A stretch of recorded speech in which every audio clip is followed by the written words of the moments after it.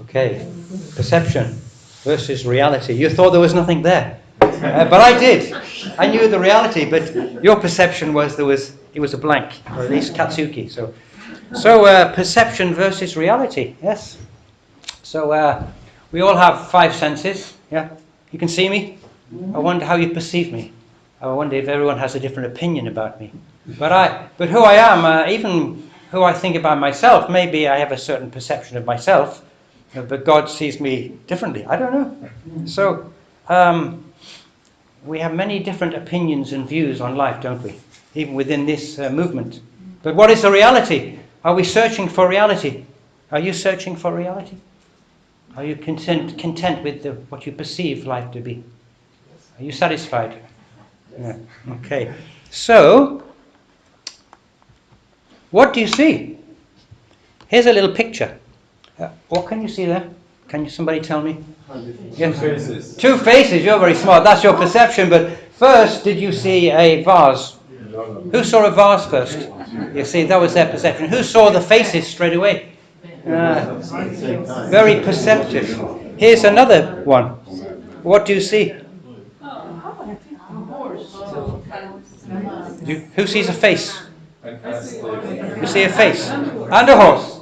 And something else do you see? Sleeping. Yeah, there's a man sleeping in a sleeping bag on the ground. Yes. Can you see him? A horse. Down there. There's the horse, and there's the man's face. But there's a man sitting on the horse. Can you see that? Yes, see? You don't see things straight away, do you? What about this one? This is a classic picture. What do you see? A beautiful lady. Yes. Who sees a beautiful lady? Who sees an old hag? I see both. It depends how you... There's the chin of the hag, and there's the eyes. Yes. Can you see that? Yeah, now you see it. Yeah? Everybody see both the lady and the hag? Okay, you see. So here's something else. Who is right? Is that a 9 or a 6? It depends on where you're standing. Yes? And what about this? Are there 4 pieces there or 3? Actually, it's an optical illusion. It's neither 3 nor 4. But the one on the right is convinced she's right, and the one on the left is convinced he's right. What about this? Who is right? The glass is half full, the glass is half empty, or the glass needs resizing? Which is true? Which perspective do you have? Who thinks that glass is half full? Nobody. Who thinks it's half empty? Nobody. Who thinks it needs to be resized? Oh, we have some opinions here. The rest of you don't know anything. Okay, so... And whose perspective do we have here? So there are 2 men behind prison bars, yes? What do you think they can see outside? Well, 2 men looked out from prison bars. One saw the mud because he looked down. He probably felt, my life's, there's no future. But the other one saw the stars. Depends on your perspective. When you got out in the morning, did you look at the stars or the sun? Or did you look at the ground? Or how did you get, when you got out of bed, what was your perspective on the new day? And what about this? There's this man on an island. There's a boat. Boat, you've come. But what is the perspective of the man in the boat? Land. Land.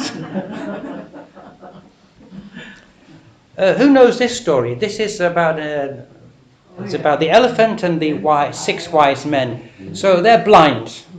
They had never met an elephant. No one had described an elephant to them. But they heard an elephant was in town, so they went to investigate.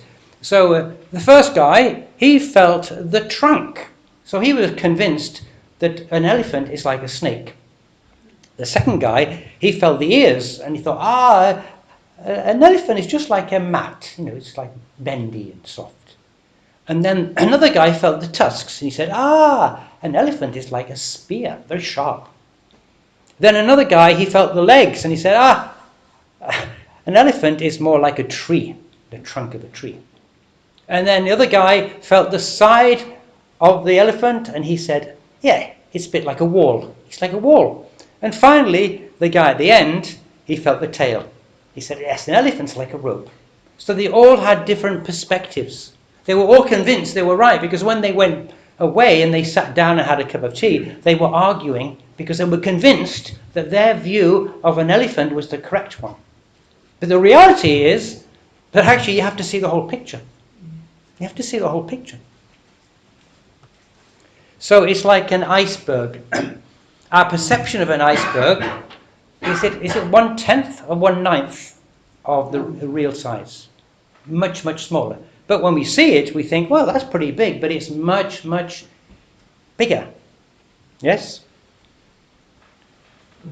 When you look in the mirror, who do you see? Do you see the reality of who you are? Or do you have some grand illusions about how great you are? Or do you feel you're hopeless? And of course, if you have more wrinkles and there's changes and loss of hair, then maybe you feel, oh, what happened to me? Yes? So what do you see? Who am I? Who am I? Who are you? How do we perceive ourselves? Yeah, how do I perceive myself, and what is the reality of who I am? Have you ever asked that question of yourself? Yes. No, maybe it's a good day to ask now. So, who am I? I thought here are some points we could make. So first of all, I am a child of God. Would you agree with that? Yes. Is that your perception or is that reality? Reality. Are you sure? Yes. Are you completely 100% sure you're a child of God? Yes. Oh, that's a good start. I am created in God's image and likeness. Is that true? Yes. Do you believe it? Yes. Are you convinced? Yes. Are you sure? Yes. So when you look at yourself in the mirror, you see God? Yes. You say, look, there's God. Look at me. I'm an expression of God. Look at me. I look just like God. Does God look like you? Or does you look like God? I am a temple of God and God's Spirit dwells in me. Is that true? Yes.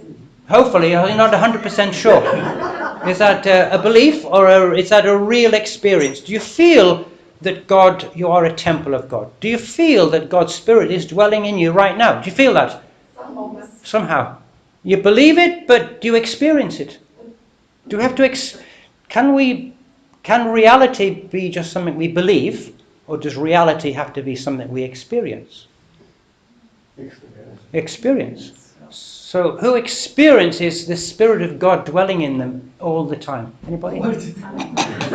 Okay, occasionally, sometimes, usually, often, or never. So, it's like our perception of who we are. We can agree with the words, I am a temple of God and God's Spirit dwells in me, but do I feel it? Did I feel it this morning? Do I feel it during the day? Yeah? So our perception actually can change. I am a spiritual being of light and love. Are you a spiritual being? Yes. Are you a spiritual being of light? Yes. Oh, only one person answered. Yes. Of light and love. So if God's Spirit dwells in me, then God's light is there and God's love is there. So I am a spiritual being. I'm not just physical. We all agree on that. Yes? Yes. But the question is, do we experience this light within us? That I'm a being of light? Do I experience this love within me? So I suppose that's kind of a summary, at least some things about who am I? I recognize this, I believe this, yes. But to what extent do I experience it? So we understand that human history started off in the wrong way. We understand that Adam and Eve fell. They lost connection to God. So what happened? Did Adam and Eve still feel, I'm a child of God, I'm creating God's image and likeness, I'm a temple, God's Spirit dwells in me, I'm a spiritual being? What was their experience? And because of the fall, all through history, we are affected by this. We became ignorant of our true value. Yes, ignorant of our true value. We became ignorant, didn't understand. All through history, people can ask the question, what is the purpose of life and who am I? Yes. People lost understanding, and we, through the study of the principle and through the different religions, man's ignorance has lessened and our understanding has grown. So this is history, isn't it? It's history of overcoming ignorance. I mean, we overcome ignorance of the physical world through science, but we overcome ignorance of the spiritual reality through religion, through philosophy. And also, we feel separated from God. Many people today don't believe in God because they don't feel God, can't see God, have no evidence of God. You know, we live in a very humanistic time, and some people say, well, I believe it when I see it. So, also I could say we feel separated from God's love. Yes? So, all of us, I would say. We don't feel 100% connected to God the whole time. We don't feel God's love the whole time. So, of course, through history, you could say that the way back to God, to connect to God, all of the different philosophers and religions and great saints and sages are teaching us. And there are many people in history who experienced God directly and then communicated this. We experience inner conflict because the first part about I'm a child of God is like affirming that I am, this is my original nature. My true nature is I'm a child of God. My true nature is I come from God. I am in God's image and likeness. This is my true nature. But because of the fall, we lost connection, and then we developed this fallen nature, self-centered nature. A nature, like, you know, the negative side of us, all of the bad things, the jealousy and the hatred and so on, in conflict with our true nature. So like St. Paul said, the thing I know I should do, I don't do, and what I should do, no, I do the bad thing I shouldn't do, and I don't do the good thing I should do. So we are beings of inner conflict, and that's expressed in outer conflict. Yeah. So I suppose to a greater or lesser degree, this is an expression of who we are, both the first part and the second part. Okay, so we understand when you're born, actually when you're a little baby, are you a beautiful little human being? Are you a reflection of God's nature? Do you see the goodness? Do you see something bad in a baby? No. So what happens? Well, of course, we have to grow. And so what we understand is that even though we have a physical body and our physical body grows, actually our purpose on this earth is to develop our spirit, to mature and to develop the capacity to love. So that when we go to the spiritual world, we can be in a place that reflects our level of maturity. That's how it's meant to be. Yeah. So that's why during our life we should grow. But Adam and Eve grew to the top of this growth stage, and that's when the fall occurred. And with the fall, there was ignorance, separation from God, and that should say inner conflict. I don't know what happened to that. Inner conflict. And of course, history has been a process for God is working to restore us back. And that's why God sent the Messiah. The Messiah, who is a true child of God, a true man, a true human being, then who could show us the way. And so if we continue on this way, then we come into the direct dominion of God, where we can experience God's reality all the time. We shouldn't feel separated from God. This is where we're meant to be. So where are we?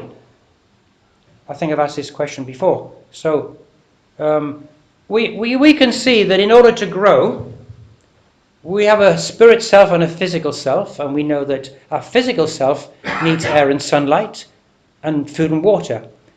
But our spirit needs God's love. That's why when you're a baby and a child, you need the love of your parents and your brothers and sisters. You need to receive love, which is God's love. You need to know you're loved. Yeah? But also we need God's truth. We need the correct understanding of life. We need to know what is right and what is wrong. We need both. And this is called life elements. We need God's truth and God's love. This helps our spirit to grow. Without truth, without correct understanding, we can meander through life and have no real direction or clarity. And if we don't receive love, then we're always going to feel something is missing, and we're not going to feel at peace, and we will not know our true identity because we'll feel separated from God's love. But of course, in this diagram, it also shows that our physical body, when we do good deeds, when we express love through our physical actions, that we give vitality elements to our spirit.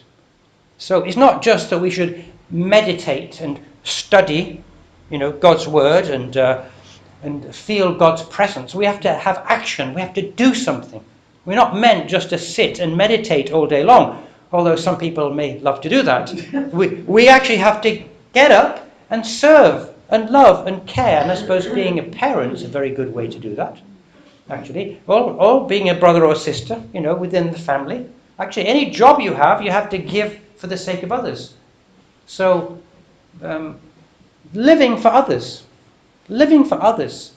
by doing, by caring, by showing your love is very, very important. It's not just to meditate and to feel God's presence. And of course, in this diagram it says spirit elements, that gives energy and vitality to our physical body.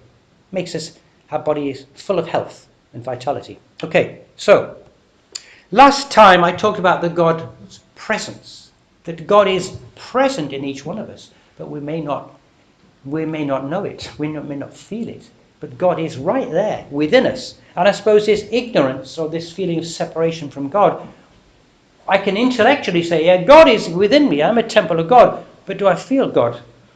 But God is there. And this is a quote I read last time. Until now, through Christianity, we place God so high up in heaven and push people so low in hell that there has been an unbridgeable gap between us. We have been unable to realize that God is so close, so real, and so approachable. And I was thinking myself, growing up in Christian background, I can recognize that, because this feeling of, this feeling that you've done wrong and you'll be punished. There's this aspect, yeah? And that I'm not worthy. I'm not worthy for God to be so close to me. That's just for these special people, the saints and the sages. So, but actually, from God's viewpoint, God is right next to us, right with us, right in us. But we don't feel worthy. Or maybe you do. And actually, sometimes I feel very worthy. We go up and down. Other times, my perception is that I don't feel so good. So, I quoted from this book, Lessons of Love from the Light. These are messages from Spirit World, from Ascended Masters. And this was a message from Jesus, and I think makes lots of sense. I still carry the great burden of watching humanity suffer because of your lack of awareness of the presence of God within you, within and all around you. So this is Jesus from Spirit World saying, I'm suffering because I see people, they're not aware of how that God is present. There is no separation between man and God, only ignorance and lack of awareness that keeps man from knowing his limitless capacity and eternal worth. We are eternal beings. We have limitless capacity. We are created in God's image. I mean, we're pretty good. We're better than animals. We should be better than animals. I mean, I have a cat, and the cat's beautiful, but a cat can't sing. A cat can't play badminton. A cat can't ride a bicycle. He can't even invent a bicycle. I think human beings are incredible creations. So when you look in the mirror, you should say, yeah, I'm so incredible. Yeah. See my hand? I was looking at my hand the other day. I was thinking, look at it. Look at this hand. If I want it to move, it moves. I can command it. I don't have to think, just moves. And then I was thinking, look, that hand, without a hand, I mean, look at the things you can do. You can say, very good or very bad. You can write with it. You can You can hold things, you can throw things, you can hug somebody, and you can have a ring on there to remind me that I'm a married man. And then, and within my fingers, each finger has joints, like amazing. And then fingertips with nails. Maybe I need to bite them. But anyway, and then all these kind of blood vessels. I mean, it's incredible. One hand is incredible. If you ever stop to think about your hand, never mind the rest of the body, it's just incredible. So we are amazing, amazing. What about 3 trillion cells in our body? You're a scientist, Sean. There's about 3 trillion cells. Yeah. They're all working together. What an incredible machine, if nothing else. Yeah, we are. So,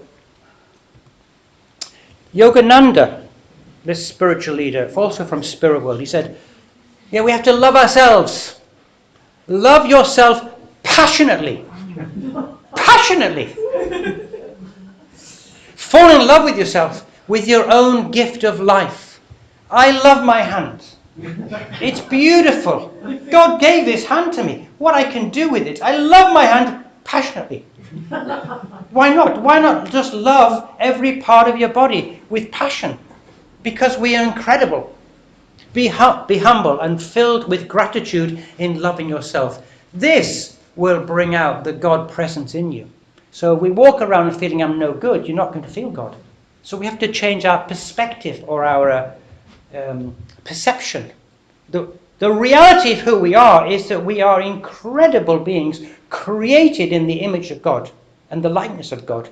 And if you just stop and think about even the smallest things, the surface of your skin, you can sweat. Pretty good. Imagine if you couldn't sweat. Yeah. And also, you cut yourself, your body heals itself. Amazing.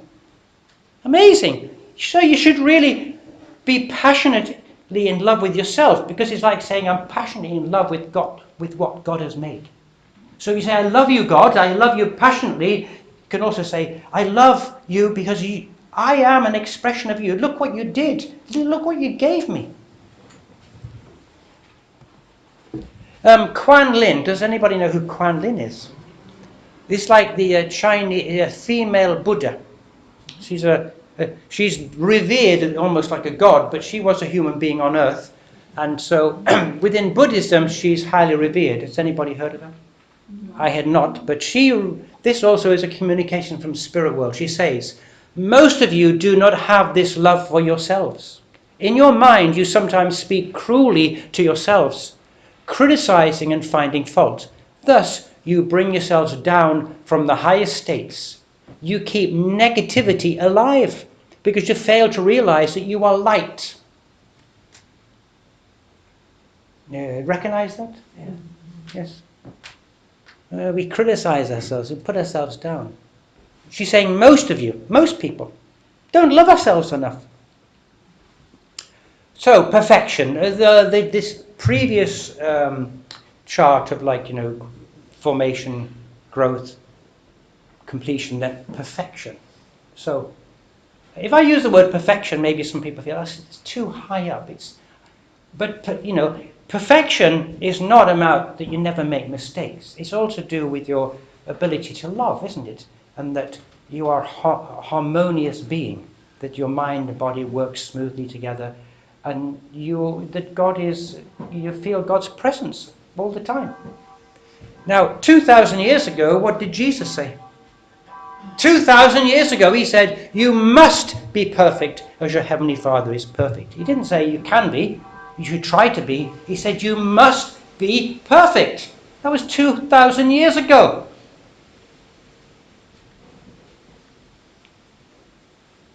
And he said also, if you can believe, all things are possible to him who believes. So if you don't believe you can be perfect, you won't, because it's a matter of belief. So you have to believe it, but the question is, do you believe that you can be perfect? It's a hard question to answer. Am I perfect? Am I near perfection? It's kind of almost, it's like saying, how can I say that about myself? It seems, again, it's this idea, God is so far away. But I think it's a matter of perception, awareness of who we are. So if we think that we can't be like God, then we won't, because we don't believe it. But if this was like a command, I think Jesus gave 2 commandments, didn't he? Love your Lord God with all your heart, mind and soul, and love your neighbour as yourself. Maybe he should have added the 3rd one. You must be perfect as your heavenly Father is perfect. So in the divine principle, it says, after the second coming of Christ, people are to be fully resurrected to the divine spirit level. This is in the principle. It says, at this time in history, people are to be fully resurrected to the divine spirit level. Yeah? Again, Jesus 2,000 years ago, the principle saying the same thing. This time is possible. Also, the spirits of people who believed in Jesus will all return to the earth to help faithful people believe in and attend the returning Christ, thus helping them attain the level of divine spirit. So our ancestors in the spirit world who were Christians, they are there to help us to rise up to this level. And when they do that, they also are able to attain that level. So perfection is not unreachable and far away, because God is not far, far away. God is within us, so perfection is within us. And this is what Father said. He said, once we have a relationship of love with God and become one with God, our value increases instantly to the level of God's value. Now is the time to fulfill this fundamental relationship. Now is the time. Today, now, this moment. Also, he said, all human beings are created to say, I am in the Father and the Father is in me. This is everyone's fully attainable goal. Not an impossible goal, fully attainable. He's telling us, you can do it. When we fully comprehend the design for man in God's concept of creation, we will understand that perfection is within our grasp. In that grasp, it's almost there. So it's like, it's there. It's within us. It's within us. The kingdom of heaven is within us, yes? It's within our grasp. But if we don't perceive it, if we don't believe it, if we think it's far out there, it will continue to be far out there. But if we believe it's within us, and it's almost there, we can almost touch it and taste it, we can do it. So I think we can look at it more like levels of consciousness, levels of awareness of who we are. What is our reality? So before I talked about this victim consciousness, yeah, that I have, everything that happens to me in life is like I'm just a victim of circumstances. I have no power to do anything. Manifested consciousness is that you, through your mind and through your thoughts and your feelings, you are a co-creator. You can create your life because we are co-creators with God. So we can manifest. We're not victims of our circumstances. We can create our own lives. Channel consciousness is the level where we surrender so that God can channel through us, work through us. So it's not just our own mind, our own thoughts and our feelings and what we determine to do, but actually we are open for God's guidance and we surrender to God's presence. God is there. It's not just me doing it and I can manifest my life like the law of attraction. Whatever I think and feel, I can attract. That's a certain level. But the next level is actually I need to open up to God's presence within me and allow God to work through me. I need to surrender, get rid of my thoughts and my feelings, get rid of my ego, and just get rid of my negative self-talk and allow God's Spirit to work through me. Until finally we come to the being consciousness. Sorry? Is this like total obedience? No. Well. It's you're asking me. Similar, yeah. Well, I don't think it's just I think it's surrender to allow God to work. But maybe that's a good discussion. It goes through body parts often. Yes. It depends how you look at it, because we're not robots, but we have to. It's within. I think it's more like an internal attitude of openness for God to work. So you could say, yeah, you obey you obey the voice within. You could say that. You listen to the voice within that God is seeking to express through you. And being consciousness is like when you are one with God. When you are one with God, so it's like you are reach this state of oneness. And then we go back to the victim consciousness. This is where you could say ignorance, separation from God, and this kind of inner conflict. I'd like to look at the victim consciousness because maybe. So I said before, if I go back a little bit, it's like our level of consciousness can change within one day. And maybe in some areas of life we have like victims. In some areas we have more control and we can control our lives and manifest what we want. Other areas of life maybe we're really open for God to work. And maybe sometimes we really feel in the zone that God is with us. So it depends. But victim consciousness, I'd like to compare the victim consciousness with this more awakened consciousness. So this is the idea that something outside of me controls my life. Yeah, I can't do anything about it. I'm a victim. Or I'm not good enough. Yeah, I'm not good enough because I feel separated from God. I've got many problems and I'm not worthy. So God doesn't love me because I'm not worth it. I'm not good enough. Recycling of thoughts, worrying, afraid, doubting yourself. Oh, I can't do this. And all this kind of mind chatter going on all the time. Yes. Addictions. Of course, it doesn't have to be just alcohol or drugs. Maybe you're addicted to chocolate or we have different addictions. It's like addictions almost like you're trying to get satisfied because you feel not at peace. So you have to find something to fill that void or to help you. And then blaming and not taking responsibility. Yeah, it's your fault. Not to be, it's his fault. So this is the victim consciousness, and I would suggest that many people have this in them, and it's easy to stay there. You can stay there your whole life. I heard President Mugabe, just died. I heard President Mugabe, Robert Mugabe of the president. Remember? You don't remember him? Of Zimbabwe. He was an iron-fisted ruler, terrible. But he was getting treatment in another country, and then he died. Singapore. Singapore, yes. And then I think some relative of his said he died a bitter man. Bitter. It's you, it's you. You took away my power. He used to blame the white men as well. Took their farms away. Maduro in South American country, which is that? He blames America. He blames America for trying to overthrow his regime. But the people are leaving. Millions are leaving. They have no food. So it's so easy for people to blame others, not just those at the top, but anybody. It's a victim consciousness. What about an awakened consciousness? I like this. So, this understanding that God's presence is everywhere, not just within me, but everywhere. I cycle to school every day, and as I cycle through the forest, I look at a tree and say, wow. I look at that tree and say, I love that tree.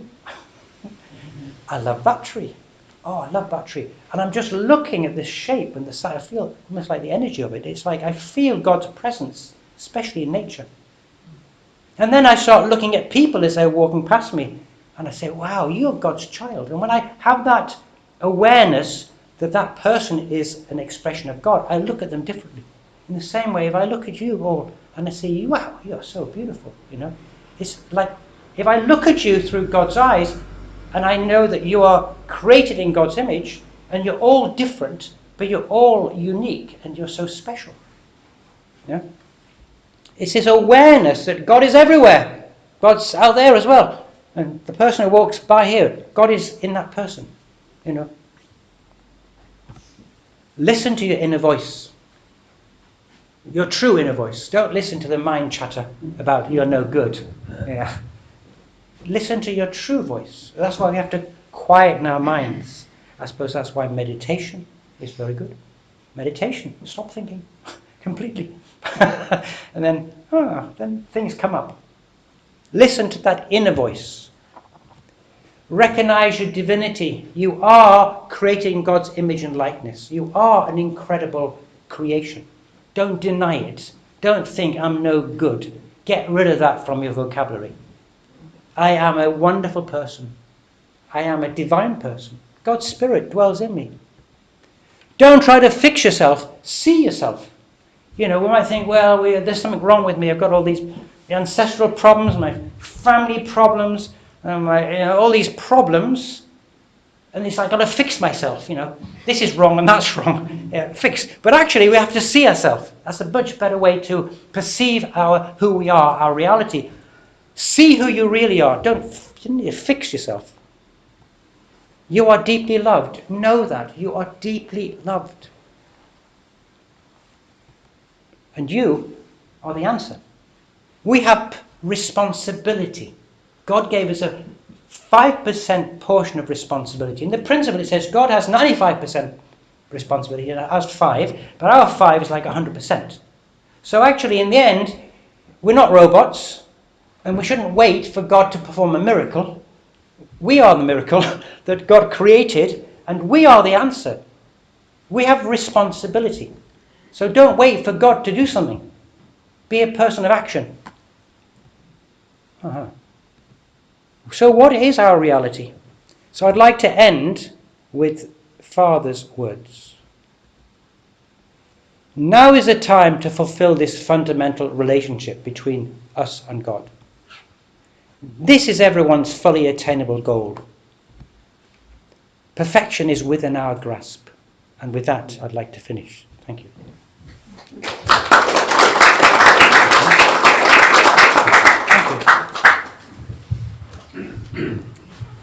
Thank you very, very much, Tim, for those words. Give us a lot of energy and for the upcoming week to passionately love ourselves and we are within reach of perfection. Thank you so much.